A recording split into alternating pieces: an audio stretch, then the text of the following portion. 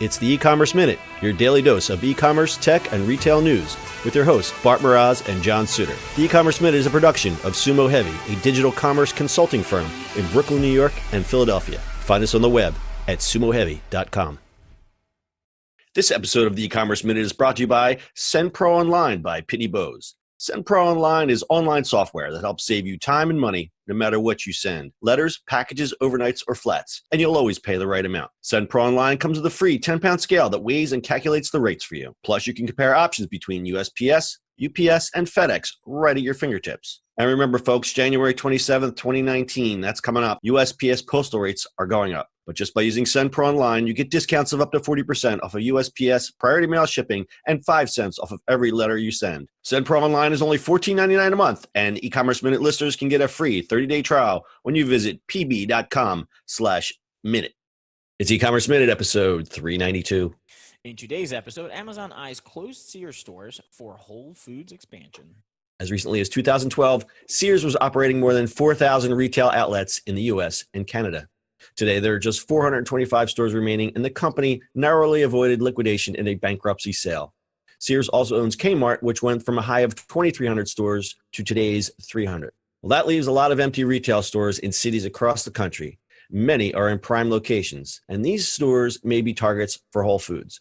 Yahoo Finance reports that Whole Foods is taking a serious look at abandoned Sears and K-Mart stores. Whole Foods has been in a growth trend since being acquired by Amazon. In 2018, the chain boasted net revenue of $177 billion and an increase of 31% from the year before. Now they're looking to expand their footprint. Whole Foods currently has 470 stores in the U.S. That's far fewer than the nation's largest grocers, Walmart with 3,500 supercenters and Kroger with nearly 2,800. The Sears and K-Mart locations may be attractive to Whole Foods. There aren't many chains that want a space the size of a big box store. With lots of vacant retail space on the market and less demand, prices are lower than past years for existing sites. Grocery stores drive traffic to nearby stores, so having an anchor tenant like Whole Foods is attractive to landlords as well. As for Sears, the company hasn't made a profit since 2010. It ended 2018 with more than $5 billion in debt. We all know that.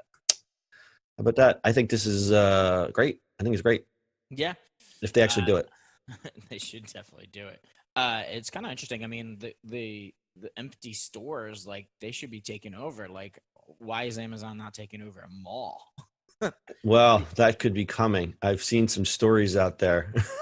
There's this, not to divert, but there's some analysts out there going, well, why wasn't Amazon open gas stations? And in that gas station, you'd use, instead of the garage, it would be a pickup area for packages. Right. Interesting reuses of empty space, which I think is great. The sad part is that Amazon is doing it all.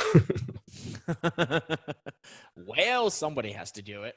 But there's an interesting map. I'm not sure if I can include this on our notes, but I'll link the Yahoo Finance article, which seems to be the prime source of the story. It shows Whole Foods markets, and then it shows where Sears markets closed, and there's a lot of overlap. What this would be great is that middle part of the country. That middle part, because there's a lot of places where Whole Foods just isn't it. There's states where Whole Foods doesn't even have a store, and I'll read that short list: Alaska, Montana, Wyoming, North Dakota, South Dakota, West Virginia, Hawaii, and Vermont. So Hawaii is a bit of a stretch, but a lot of these states would do great with a Whole Foods. Mm-hmm. And I really love the fact, again, that they're taking over these anchor stores, because what I see, especially in this area, and I'm sure you've seen it, Bart, is that once an anchor chain leaves these days, nothing really moves in. Or if something moves in, it's never as good as what was there before. It's, it's a Halloween store, or it's something that's temporary. We've said this in other podcasts, how malls are repurposing their space. Experiential kind of things are going in there instead. Like one mall did, the top floor was a CrossFit gym. The bottom was like a paintball court or something like that. They're putting more restaurants, they're putting more experiential retail, which I think is smart. But again, malls are never going to be the way they used to be. It's that kind of concept is kind of faded out, and it's changing. It's morphing into something else. Yeah, that's absolutely. I mean, you kind of have to, right? I mean, there's so many places that, Walmart is a biggie, but there could be good places to have more. And the other thing that Whole Foods, I think they're going to stay with the bigger store concept. There was something in the news a couple of weeks ago. They're halting the Whole Foods 365, which was their smaller footprint stores. They only Nice. did, it was supposed to be cheaper and a smaller store, but they only had 12 locations. It's kind of interesting. I'm not sure why they're doing that. I guess they're just going to go all in on the big footprint. I guess that makes it easier for logistics, et cetera, et cetera.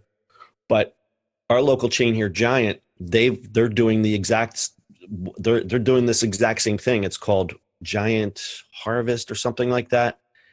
Small footprint, smaller store, but it fits nicely into urban areas that are basically food deserts.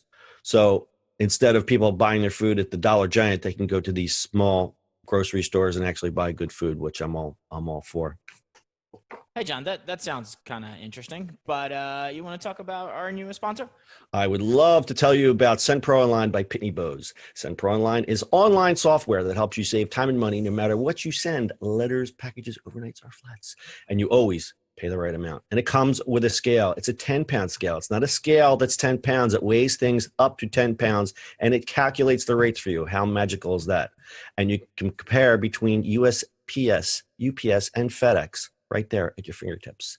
And coming up in a day or two, January 27th, 2019, it's probably past, after you've already listened to this. So the postal rates are going up.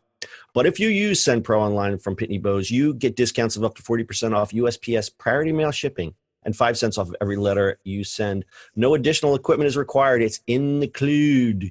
You just log onto your computer and use your own printer to print shipping labels and stamps. And listen, it's only $14.99 a month. And eCommerce Minute listeners get a free as in beer, 30-day trial when you visit pb.com/minute. Bart, do you have anything to add to this episode? No, that is it, my friend. All right. Full show notes are at ecommerceminute.co. We will see you on the internet tomorrow. That's it for today's show. If you like the show, do us a favor and subscribe or leave us a review on iTunes. And don't forget, you can now listen to the e-commerce minute on your Amazon device. Just add e-commerce minute to your flash briefing. And finally, if you have a comment or suggestion or just want to say hi, find us on social media at Sumo Heavy.